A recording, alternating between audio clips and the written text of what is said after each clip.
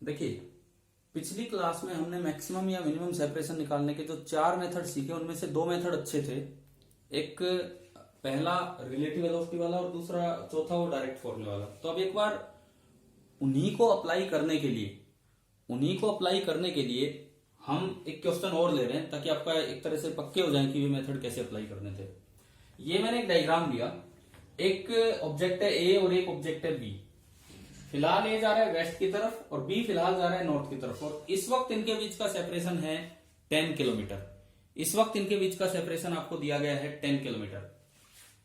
और वही सवाल, दोनों बातें मैं पूछ रहा हूं इसमें, कब कितनी देर बाद, अगर इस समय को मैं t=0 बोलता हूं, अगर मैं इस समय को t=0 बोलता हूं, तो कितनी देर के बाद इनके बीच का सेपरेशन मिनिमम होगा, और वो मिनिमम सेपरेशन होगा कितना। पहली बात, कितनी देर के बाद मिनिमम होगा, और दूसरी बात, मिनिमम सेपरेशन कितना होगा।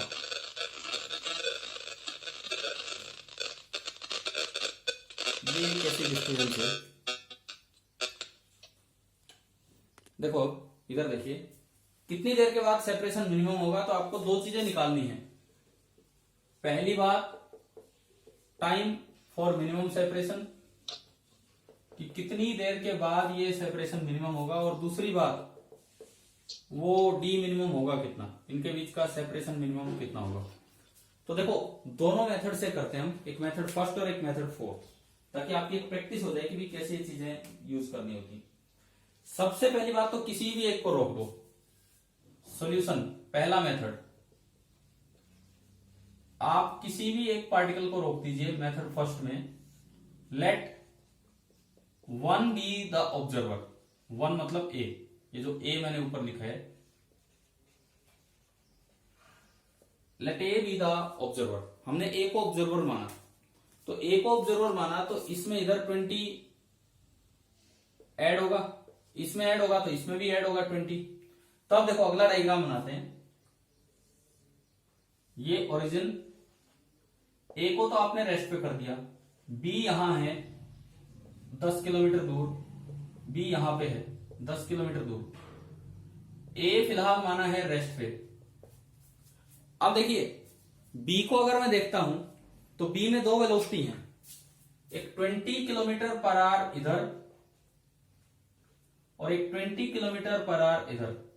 क्योंकि दोनों वेलोसिटीज का मैग्नीट्यूड इक्वल है, तो जो नेट वेलोसिटी है बिल्कुल बीचों बीच आएगी 45 डिग्री के एंगल पे। हाँ भाई, ये बात क्लियर है, बताओ ये समझ में आया यहां तक। तो अब जो बी चलेगा वो इस लाइन पे चलेगा, अब भी इस लाइन पे चलेगा, और कितनी वेलोसिटी से चलेगा, 20√2 से। अब भी इस लाइन पे चलेगा और 20√2 से चलेगा। आप बताइए कब होगा मिनिमम सेपरेशन, क्या करते थे हम, क्या करें अब मिनिमम के लिए। ए रेस्ट पे है, बी चलता जा रहा है, कब किस जगह होगा मिनिमम। हाँ, ए से आप डाल दीजिए एक परपेंडिकुलर, ए से आपने एक परपेंडिकुलर डाला, तो ये जो है ये डी मिनिमम होगा, ये डी मिनिमम होगा। तो इस ट्राइंगल से देखो, ये 10 किलोमीटर, ये 45 डिग्री, ये 90 डिग्री। तो अगर मैं cos 45 का यूज करूं, सॉरी सामने वाला है sin 45 बोल दो, sin 45 degree perpendicular D minimum upon hypotenuse, hypotenuse is 10 kilometre. तो यहां से जो डी मिनिमम आया that is 10 kilometre into sin 45 degree 1/√2, और यू कैन से 5/√2 किलोमीटर। आप बताओ डी मिनिमम निकालना आ गया। अब टाइम की बात करो, ठीक है, कल मैंने उस मेथड में डी मिनिमम सिखाया था। अगर इसी मेथड से टाइम निकालना हो कि कितना टाइम लगेगा, अगर t बराबर 0 पे यहां से स्टार्ट हुआ तो यहां आने में टाइम t0 हो गया, तो t0 कितना है। पहले तो ये लेंथ बताओ, ये लेंथ कितनी है, 10 cos 45। भाई ये लेंथ कितनी होगी, 10 cos 45 डिग्री होगी। और इधर स्पीड है 20√2, क्योंकि ये तो रेस्ट पे है, तो जो टाइम होगा that will be 10 cos 45 degree upon 20√2 R. ये किलोमीटर पर आवर में चल रहा था, तो इतना टाइम होगा।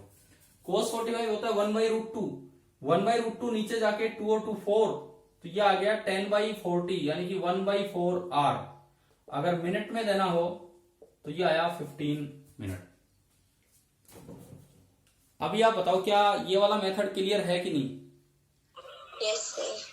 ठीक है, अब देखिए जो डायरेक्ट फॉर्मूले वाला मेथड था एक बार वो और लगा के देखते हैं, बिकॉज आधी बार कई बार क्या होगा, हो सकता है ज्योमेट्रिकली ये टफ हो जाए। यहाँ तो बड़ा आसान हो गया, अगर ज्योमेट्रिकली ये टफ हो तो फिर हमारे पास वो एक लास्ट अल्टरनेट बचता है वो निकालने का। तो उसमें मैंने आपको बताया था कि 4 चीजें लिख लिया करो, 4 चीजें लिख लिया करो। क्या क्या देखिए, आपने इसको माना ओरिजिन, इसको बोल दिया एक्स एक्सिस, एंड ऊपर की तरफ बोल दिया वाई एक्सिस। ये है origin, X axis, Y axis. R1 लिखो, पहले की पोजीशन, इस समय पहले की इनिशियल पोजीशन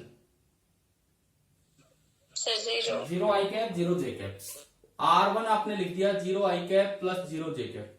फिर आप R2 लिखवाओ, इस समय दूसरे की पोजीशन -10 जे कैप। 10 किलोमीटर नीचे है तो इसका कोऑर्डिनेट हो गए 0, -10, तो इसकी पोजीशन बनी 0 आई कैप -10 जे कैप। 2 चीजें तो आपने ये लिख ली, ठीक है। फिर 2 चीजें मैं लिखूं V1 और V2। वेलोसिटी देखो पहले की 20 इधर की -20 आई कैप। आई कैप। अब V2 बोलिए, V2 20 जे कैप। 20 जे कैप। चलो ये भी पूरा लिखा गया।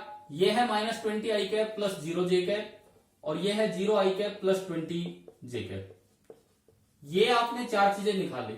उसके बाद आपको एक R12 निकालना होता था और एक V12। इनसे तो निकालो R12। R12 का मतलब होता था R1 माइनस R2। तो R1 माइनस R2 करके बताओ कितना बच रहा है, बोलो। R1 माइनस R2 करके बताओ कितना बचा है, बोलो भाई। आई कैप में आई कैप घटाओ, जे कैप में जे कैप घटाओ। R1 माइनस R2 बताओ कितना बचा सर 10 जे कैप। हाँ, प्लस का 10 जे कैप। अब यहां से बताओ V12 -20 आई कैप प्लस 20 जे कैप। ना, दोबारा बोलो, गलत बोल रहे हो। -20 आई कैप -20 जे कैप। V1 माइनस V2, तो ये होगा -20 आई कैप -20 जे कैप। मेरे पास V12 आ गया, मेरे पास R12 आ गया। अब मैं बाकी चीजों को हटा रहा हूं और ये दूसरे तरीके से अपने आंसर्स लेके आएंगे। पहली बात ये टाइम का 1/4 R आना चाहिए। टाइम अगर आपको याद हो तो बताओ, टाइम के फॉर्मूले में डॉट प्रोडक्ट था कि क्रॉस प्रोडक्ट था? डॉट। R12 डॉट V12, इसके बाहर एक माइनस था और डिवाइडेड बाई V12 का मॉडुलस का स्क्वायर था। याद है ये फॉर्मूला? ये दिया था आपको ये फॉर्मूला, ठीक है। तो ये लगाओ। मेथड फर्स्ट से ही आते हैं फॉर्मूले, वो वैसे सिखा दिए और फिर ये फॉर्मूला डायरेक्ट बता दिए। R12 डॉट V12, ये R12 रहा, ये V12 रहा। इसमें आई कैप है ही नहीं तो खत्म। इसमें जे कैप है तो जे को जे से मल्टीप्लाई कर दो, कितना होगा?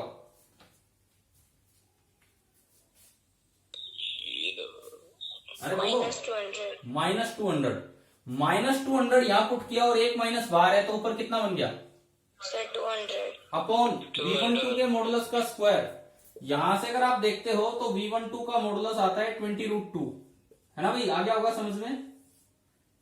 यहां से V12 का मॉडुलस आता है 20√2, तो 20√2 का स्क्वायर करोगे तो 400 इंटू 2 कितना हो गया? 800। आया कि नहीं आया समझ में, बताओ। Yes sir. तो ये टाइम आ गया 1/4 R।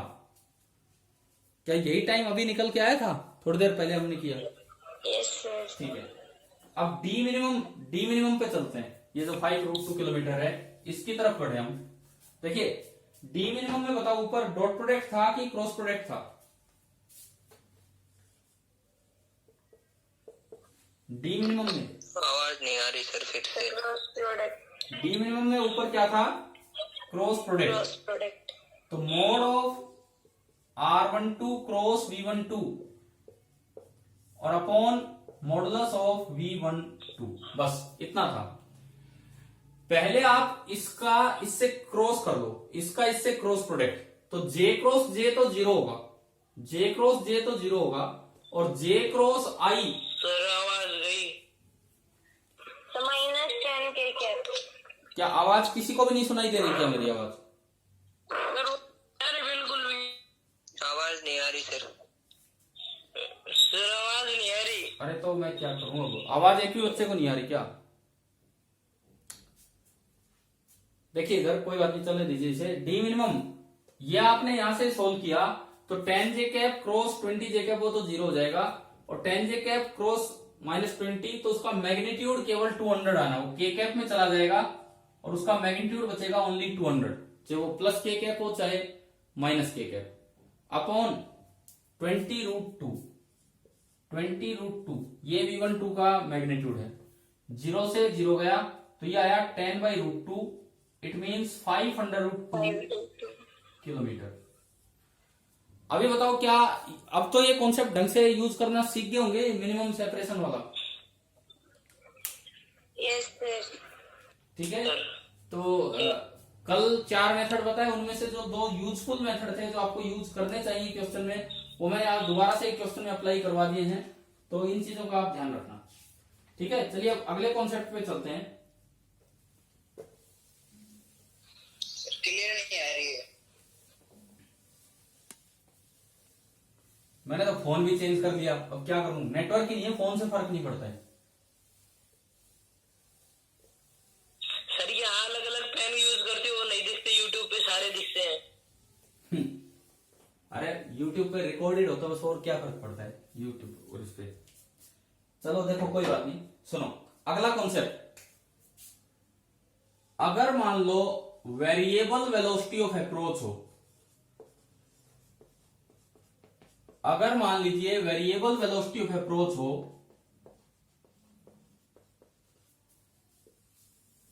तो टाइम ऑफ मीटिंग कैसे निकालते हैं?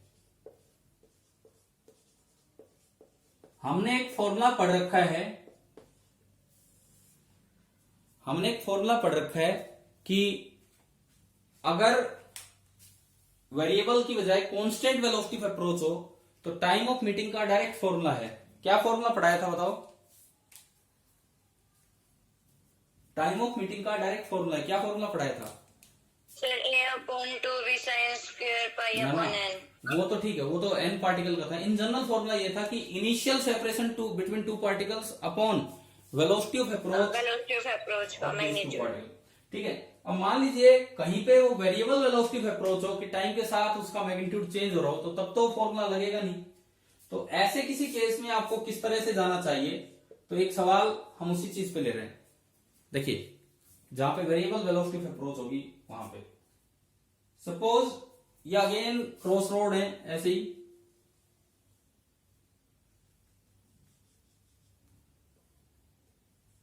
ये आपने फिर से कोई क्रॉस रोड लिए और इस पे एक पार्टिकल है, पार्टिकल नंबर 1, और एक पार्टिकल है, पार्टिकल नंबर 2, इस तरह का है। लेकिन मैं थोड़ा सा पिछले सवाल को चेंज कर रहा हूं। मान लीजिए इनिशियल सेपरेशन इनके बीच का है L, इनिशियल सेपरेशन इनके बीच का है L, और ये वाला पार्टिकल आगे जा रहा है with some initial velocity u, ये आगे की तरफ जा रहा है with some initial velocity u। दूसरे उसकी वेलोसिटी कांस्टेंट है, ये जो पार्टिकल नंबर 1 है ये कांस्टेंट वेलोसिटी से चल रहा है, इसकी वेलोसिटी टाइम के साथ चेंज नहीं हो रही है। अब जो पार्टिकल सेकंड है, पार्टिकल नंबर 2, उसकी वेलोसिटी का मैग्नीट्यूड कांस्टेंट है लेकिन डायरेक्शन कांस्टेंट नहीं है, मतलब उसकी स्पीड कांस्टेंट है और उसकी स्पीड है v, लेकिन वो हमेशा a की तरफ देख के चलता है, वो 1 की तरफ। इसकी स्पीड फिलहाल इधर है v, फिलहाल तो इधर है v। क्या ये हमेशा रोड पे चलेगा? अगर 1 आगे हो गया तो ये कुछ नीचे उतर लेगा, 1 थोड़ा और आगे हो गया तो ये कुछ और नीचे उतर लेगा।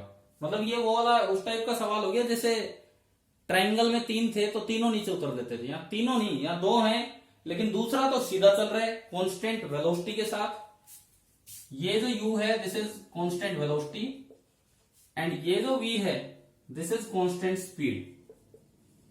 ये दिया है कि इसकी स्पीड कांस्टेंट है एंड एक लाइन ये लिखी हुई है कि 2 ऑलवेज हेड्स टुवर्ड्स 1। जो पार्टिकल नंबर 2 है वो हमेशा 1 की तरफ देखता रहता है, उस तरफ चलता है। बस तो ये मिलेंगे। अब आपको ये बता देना है कि कितनी देर बाद वो मिलेंगे और मिलने तक ए और बी ने कितना डिस्टेंस ट्रेवल किया है। मतलब 2-3 सवाल ये हैं। फर्स्ट पार्ट आपको बताना है time of meeting. First part आपको बताना है time of meeting. Second part time of meeting के बाद आपको बताना है distance travelled by A. Distance travelled by A. And third part अभी आपको बताना है डिस्टेंस ट्रेवल्ड बाय बी। 7 और 2। अच्छा ठीक है, 1 and by 2 ये है। तो इस बार वो सवाल तो लगने से रहा कि वो फॉर्मूला तो लगने से रहा कि वेलोसिटी ऑफ अप्रोच का मैग्नीट्यूड कांस्टेंट होगा और वो सीधा लग जाएगा। अभी मैं आपको दिखाता हूं कि कैसे इसमें वेलोसिटी ऑफ अप्रोच वेरिएबल है।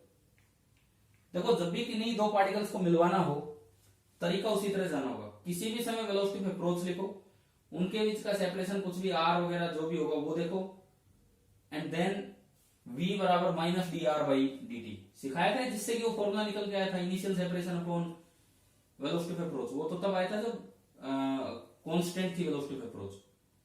अब इसमें देखते हैं कैसे क्या बनेगा। देखो, स्टार्ट करते हैं सवाल।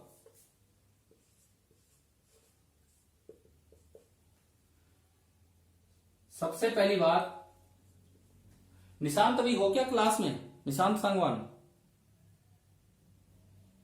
प्रेजेंट है सर। तो आपने शायद आज अभी मॉर्निंग में या सुबह कोई 1-2 क्वेश्चंस भेजे हैं, है ना? पता नहीं निशांत ने भेजा है जिसने भेजा है। मैं अभी क्लास के बाद आपके ग्रुप पे सेंड करूंगा वो क्वेश्चंस। वो 2 या 2 मैंने देखे नहीं क्या था, लेकिन क्योंकि आज नेट कनेक्शन इतना नहीं आ पा रहा है मेरे पास, तो मैं आपके ग्रुप पे सेंड कर दूंगा वो।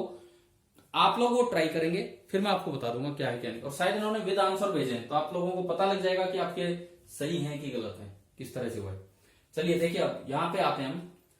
अब ऐसे किसी सवाल में ये तो इंस्टेंट है t equal to 0, t equal to 0 ये टाइम है। मान लो कैपिटल T टाइम पे वो मिले, तो सबसे पहले आप किसी भी स्मॉल t टाइम पे ये देखो कि क्या वेलोसिटी ऑफ अप्रोच कांस्टेंट है कि वेरिएबल है।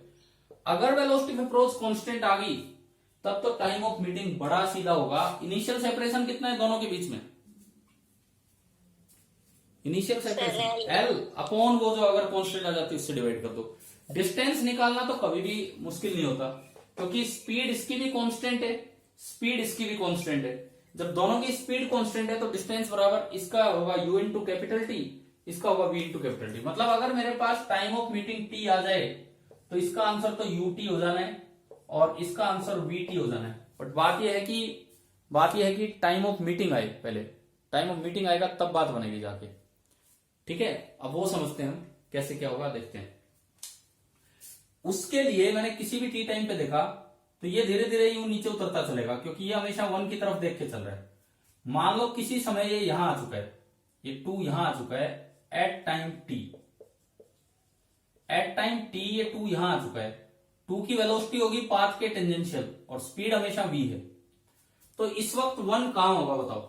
मैंने 2 की वेलोसिटी तो दिखा दी पाथ के टेंजेंशियल, इस वक्त 1 कहां होगा? 2 हमेशा किसकी तरफ देख के चल रहे हैं? 1 की तरफ। इसका मतलब इस समय 1 यहां है और वो आगे की तरफ ही जारी है जाना u स्पीड से एट टाइम t। आप बताओ t टाइम का ये डायग्राम आया क्या समझ में? सर ठीक है, अब मुझे निकालना है वेलोसिटी ऑफ अप्रोच। मान लीजिए इस वक्त ये एंगल मैंने कहा थीटा है। इस वक्त ये एंगल अगर थीटा है तो ये एंगल भी थीटा होगा। ये थीटा है तो ये भी थीटा होगा इस समय। क्लियर है? Corresponding angle. तो आप बताओ 2 की वेलोसिटी ऑफ अप्रोच इस समय कितनी है 1 के रेस्पेक्ट में? 2 की वेलोसिटी ऑफ अप्रोच इस समय कितनी है 1 के रेस्पेक्ट में? भाई हमने क्या सीखा था? 2 और 1 की लाइन के अलोंग कंपोनेंट देखो। 2 की तो पूरी वेलोसिटी 1 2 लाइन के अलोंग है। क्या 1 की वेलोसिटी 1 2 लाइन के अलोंग है? No sir. तो 1 का एक टुकड़ा इधर लेना होगा, 1 का एक कंपोनेंट इधर लेना होगा, कितना होगा u cos theta.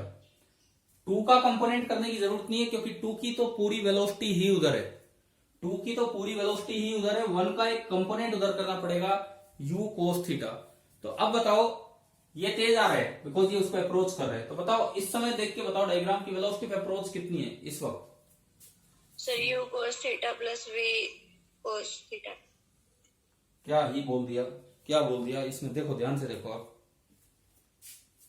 Along the line 1 2 केवल आपको वेलोसिटी देखनी, अलोंग द लाइन 1 2 इसकी वेलोसिटी है v, आगे वाले की है u cos थीटा, और पीछे वाला तेज आ रहा है, आगे वाला भाग रहा है आगे। तो अब बताओ वेलोसिटी ऑफ अप्रोच कितनी है इस वक्त, v प्लस u cos। या फिर गलत। हाँ भाई, और कोई बताओ, कोई भी जवाब दो, इस समय वेलोसिटी ऑफ अप्रोच कितनी है, बोलिए वेलोसिटी ऑफ अप्रोच। v उधर है और अगर u cos थीटा इधर होता तो वो जुड़ जाते, अभी तो ये घटेंगे, पीछे वाला 10 मीटर पर सेकंड से आ रहा है, अगला 6 मीटर पर सेकंड से जा रहा है, लेकिन भाग रहा है दूर ही, तो ये अप्रोच तो 4 से ही कर पा रहा है। बताओ समझ में आ रहा है। Yes sir. तो अभी बोलिए वेलोसिटी ऑफ अप्रोच कितनी है, यहां से यहां वेलोसिटी ऑफ अप्रोच इस वक्त कितनी है, बोलो अब जवाब दो। Minus v minus u cos theta, क्योंकि दोनों की डायरेक्शन सेम है। क्या और बच्चे मेरी आवाज सुन पा रहे हैं कि नहीं, क्योंकि एक ही स्टूडेंट जवाब दे रहा है और कोई बोल ही नहीं पा रहे। Yes sir. तो फिर बोला करो, इसमें जवाब दिया करो। अभी बताओ वेलोसिटी ऑफ अप्रोच समझ में आ गई, कैसे लिखी है।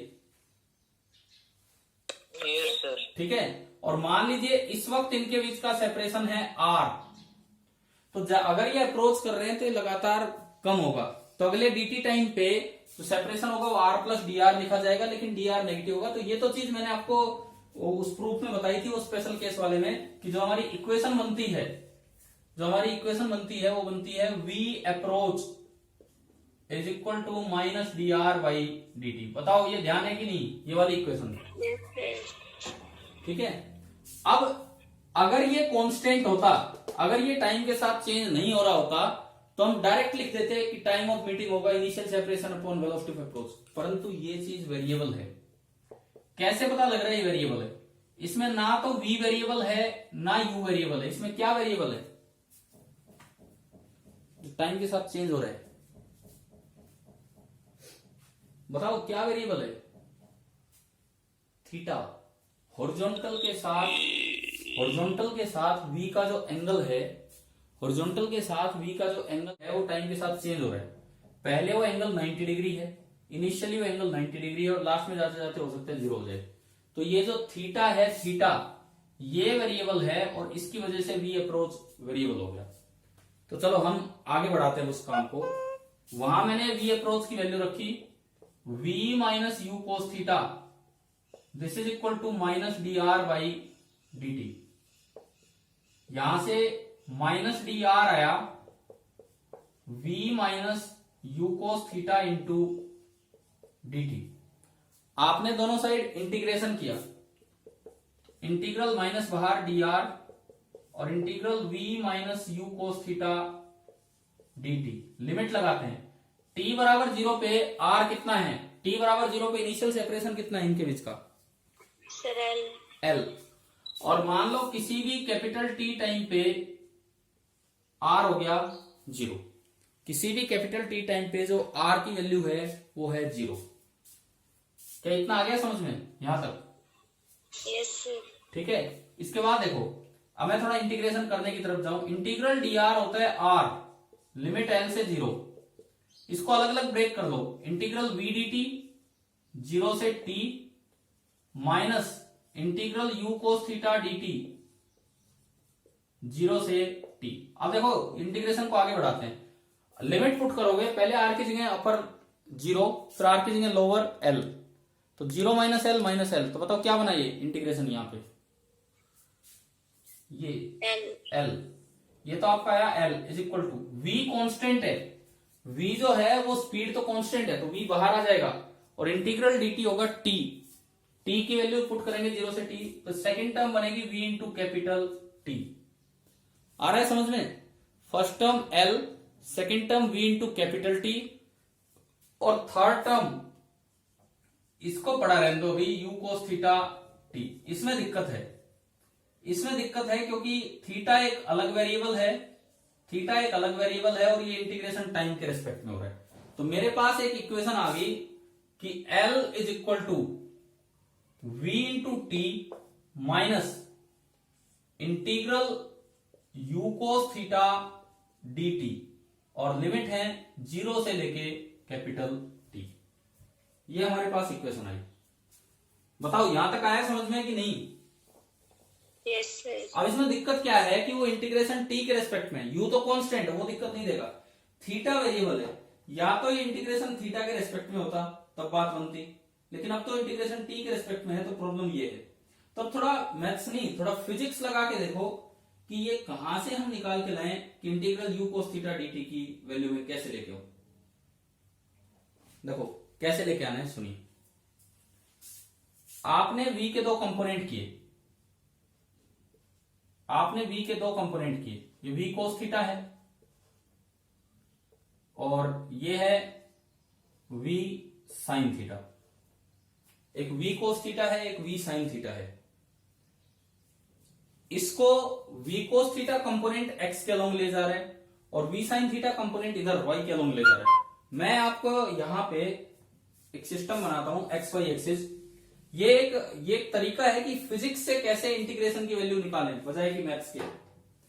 आप इसको ओरिजिन मान लो, आगे वाले को बोल दीजिए एक्स एक्सिस एंड ऊपर वाले को बोल दीजिए वाई एक्सिस, और किसी भी समय इस 2 की पोजीशन को बोल दिया मैंने एक्स कोमा वाई, किसी भी समय कि भाई ये कोऑर्डिनेट तो एक्स है और ये कोऑर्डिनेट है वाई। अब देखो हमने मोशन इन ए प्लेन की दो इक्वेशन पढ़ी थी, Vx is equal to dx by dt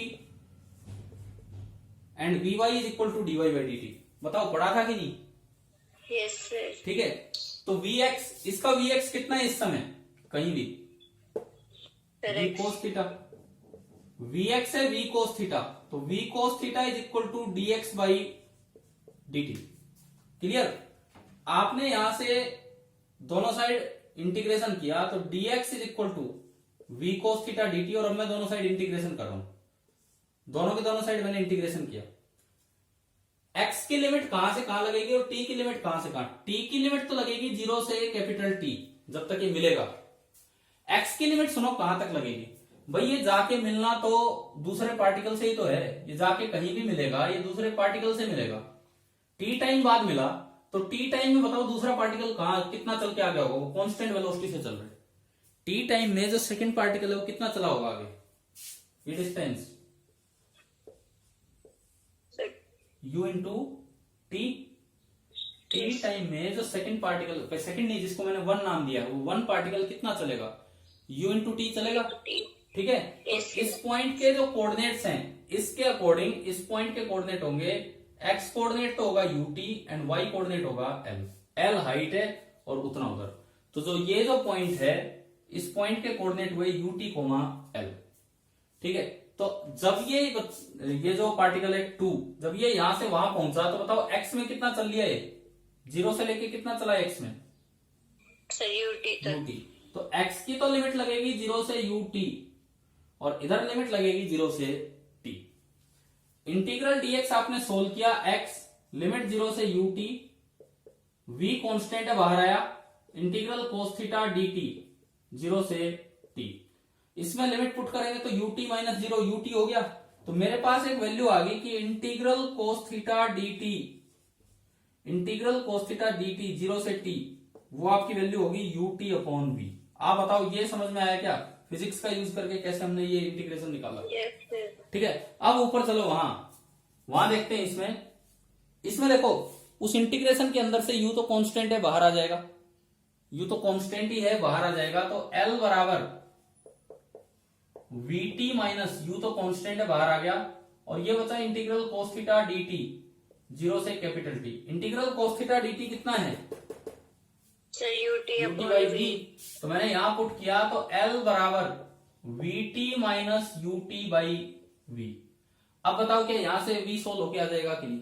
और एक यू और है, यू टी बाई वी तो इसकी वैल्यू है और एक यू और है, तो ये बना u square t by v. मैंने वी एलसीएम लिया और वी एलसीएम लेके इधर आ गया तो एल वी, और ये बनेगा v square minus u square और इनटू टी।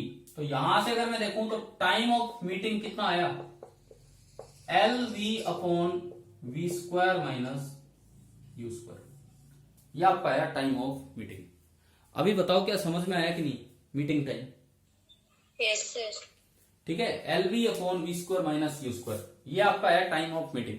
अब देखो ये एक अच्छा सवाल है बिकॉज इसमें वेलोसिटी ऑफ अप्रोच कांस्टेंट नहीं है, तो वो फॉर्मूला रटने से पार नहीं पड़ने वाली है कि direct initial separation upon velocity of approach. और इसमें एक बड़ी अच्छी बात यह है, आपको वहां से शुरुआत करनी पड़ेगी कि वेलोसिटी ऑफ अप्रोच होती है minus D R by d T. अगर कोई बच्चा माइनस साइन भी भूल जाएगा तो भी इसका आंसर गलत निकाल देगा, माइनस साइन भूल भी गया तो भी वो सही नहीं निकाल पाएगा। क्लियर? अच्छा, दूसरी बात, एक ऐसे इंटीग्रेशन पे आके हम अटके कि अंदर वेरिएबल कुछ है बाहर वेरिएबल कुछ है, तो फिजिक्स की मदद से कैसे निकाला, क्या ये समझ में आ गया आपको ये वाला पार्ट? Yes sir. अब आप मुझे ये बताओ, ये क्वेश्चन तो हो गया, इससे सेकंड और थर्ड पार्ट भी हो जाएंगे। सेकंड पार्ट में पूछा था कि डिस्टेंस कवर्ड बाय 1, तो डिस्टेंस कवर्ड बाय 1 होगा u इंटू कैपिटल टी। एक पार्ट में पूछा है डिस्टेंस कवर्ड बाय सेकंड, तो क्योंकि ये कांस्टेंट स्पीड से चल रहा है तो चाहे कैसे ही पाथ पे गया हो डिस्टेंस हो जाएगा v इंटू टी। डिस्प्लेसमेंट अलग होगा लेकिन डिस्टेंस हो जाएगा v into T capital T. Displacement चाहिए तो वो पाइथागोरस से, डिस्प्लेसमेंट चाहिए तो ये पाइथागोरस से कि ये l है ये ut है, तो ये आपका डिस्प्लेसमेंट हो गया। तो ये सारी बातें आगे क्या यहां तक समझ में इस क्वेश्चन में? Yes sir. ठीक है, अब ये बताओ अगर बाई चांस, चलो ये सवाल नहीं, अगर मुझे कहीं जरूरत पड़ जाती साइन थीटा की तो मैं कैसे निकालता? इस सवाल में नहीं, मान लो कोई भी और पार्ट आ जाए, जरूरत पड़ जाती कि इंटीग्रल साइन थीटा dt, वो कैसे निकालते?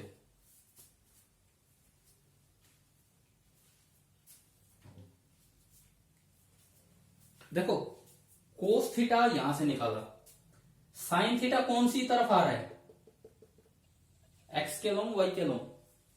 सर वाई के अलावा। वाई के लॉन्ग। तो अब आप यूज करते v y is equal to d y by d T.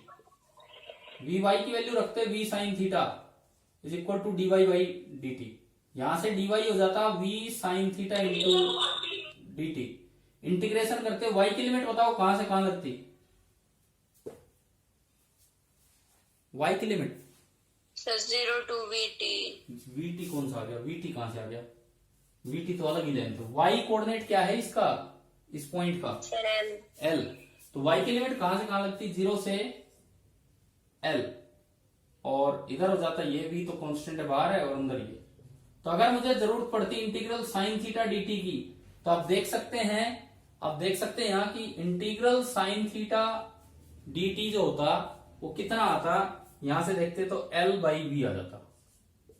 इस सवाल में तो जरूरत नहीं है बट ये टेक्निक तो आपको समझ में आनी चाहिए कि अगर कहीं जरूरत पड़े तो क्वेश्चंस में कैसे ये चीजें यूज करनी है। हमें ये बताओ कि यहां तक ये पार्ट आए क्या समझ में, वेरिएबल वेलोसिटी ऑफ अप्रोच वाले? आ गया सर। ठीक है, ये ढंग से देखो, रटने से नहीं होंगे ये सवाल। एक एक बात पता होनी चाहिए कि भी वेलोसिटी ऑफ अप्रोच कैसे लिखते हैं, तब जाके उसका हमने यूज किया। सर दोनों की वेरिएबल हो सकती है, दोनों की क्या? वेलोसिटी। इसमें तो हाँ बिल्कुल हो सकता है, कुछ भी हो सकता है। वो तो इसमें क्या था, हमने एक की वेलोसिटी कांस्टेंट ली, एक की वेलोसिटी वेरिएबल ली। हमने एक की वेलोसिटी कांस्टेंट ली और दूसरे की वेरिएबल, दोनों की वेरिएबल तो कर ही रखे हमने। ये दोनों की वेरिएबल वाले तो थे जो ट्राइंगल वाले क्वेश्चन थे, जो ट्राइंगल वाले क्वेश्चन थे। इसकी वेलोसिटी भी वेरिएबल थी, बार बार वो मुड़ता जा रहा है। इसकी वेलोसिटी भी वेरिएबल थी, बार बार वो मुड़ता जा रहा है डायरेक्शन चेंज होने से। तो दोनों क्या, तीनों की वेलोसिटी वेरिएबल थी उनमें। अभी तो मैंने एक ऐसा सवाल करवाया जिसमें एक की तो वेरिएबल है लेकिन दूसरे की कांस्टेंट कर दी, तो वो नीचे उतर नहीं पा रहा था, वो उसी रास्ते पे चलना पड़ रहा था उसे। हाँ जी, क्लियर है ना? बताओ यार, क्लियर है ये सारी चीजें? ठीक है, ठीक है, ठीक है। अब देखिए, मान लो जैसे अगर कहीं इसके बाद जो अगली क्लास में, आज तो वो पार्ट नहीं, अगली क्लास में मैं आपको क्या करवाऊंगा, मैं आपको अभी बता देता हूं, जो आप खुद ट्राई कर सकते हैं। हमने ट्राइंगल वाला क्वेश्चन किया,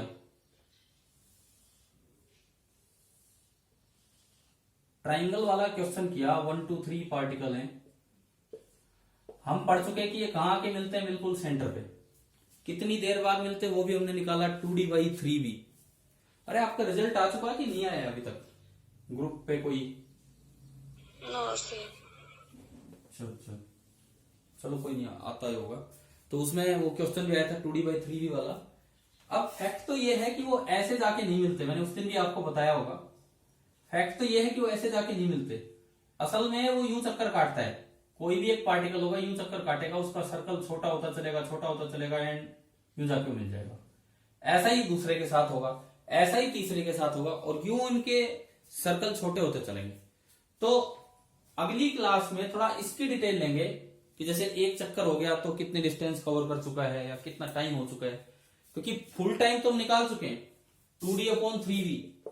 लेकिन आपने जेनो पैराडॉक्स के टाइम एक बात थोड़ा याद आ रहा है, मैंने नाम लिया जेनो पैराडॉक्स। Yes, sir. एक पॉइंट वहां पे ये बताया था कि एक फाइनाइट टाइम को भी आप infinite small amount of time में ब्रेक कर सकते हैं, था ना वहां पे एक पॉइंट ये, ठीक है।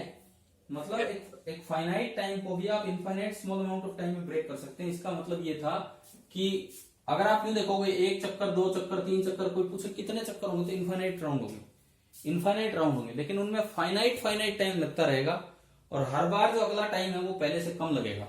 तो अगर इस तरह से होता है तो उनका सम एक फाइनाइट ही होता है। तो ये वाली डिटेल, ये वाला जो पार्ट है, ये हम नेक्स्ट क्लास में कवर कर रहे होंगे, तो आप इसके लिए तैयार रहना। अच्छा, दूसरी बात, साथ ही साथ आप कुछ अगले टेस्ट तक काइनेमेटिक्स पे अब जोर दीजिए, जो भी प्रॉब्लम्स हैं, जो भी क्वेश्चंस हैं। तो पहला पार्ट हम स्टार्ट करते हैं एचसीवी से। एचसीवी में चैप्टर 3 है। एक बार आप बुक निकालो, अभी मेरे पास तो नहीं बुक, आप निकालिए एक बार चैप्टर 3।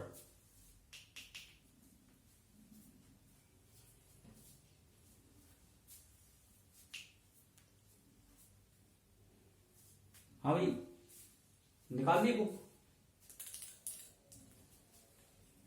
बताओ यस सर। एचसीवी चैप्टर 3 वही होगा ना, रेस्ट एंड मोशन वाला? Yes sir. उसका लास्ट पेज निकालो, एक्सरसाइज का लास्ट पेज।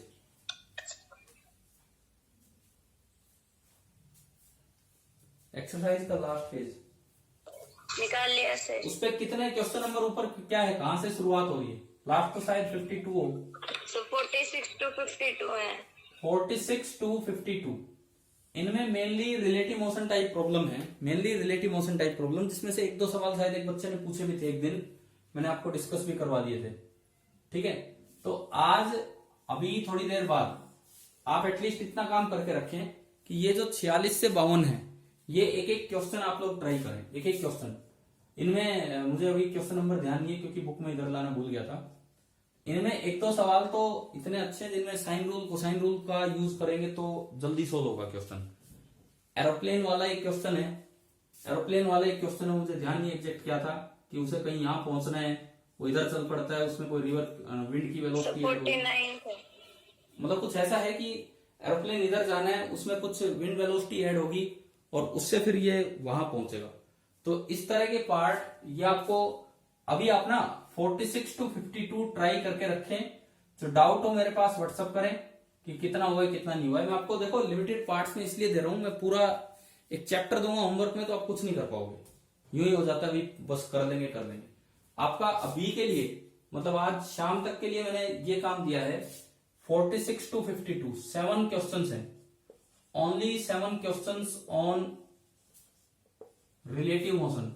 आपकी अगली क्लास कितने बजे है आज? सर 2:10 से 3:10। किसकी है? 2:10 से 3:10 किस सब्जेक्ट की? केमिस्ट्री। तो अभी है टाइम, आप 11:05 हुए अभी। आप कम से कम इन 2-3 घंटों में 7 सवाल अभी करेंगे, शाम तक के लिए नहीं छोड़ेंगे। आप अपनी 2 बजे की क्लास से पहले करके और मुझसे व्हाट्सएप पे अपने डाउट। तो भैया मीटिंग लीव करनी पड़ेगी। क्या कह रहे हो? चलो अभी मैं आज की क्लास को फिनिश कर रहा हूँ, चाहे टाइम बचा हो, लेकिन मैं ये क्लास अभी फिनिश कर रहा हूँ। आप ये 7 सवाल कीजिए, उसके बाद अगर मुझे कोई डाउट डिस्कशन क्लास लगानी होगी तो मैं एक 40 मिनट की क्लास लगा दूंगा उसमें।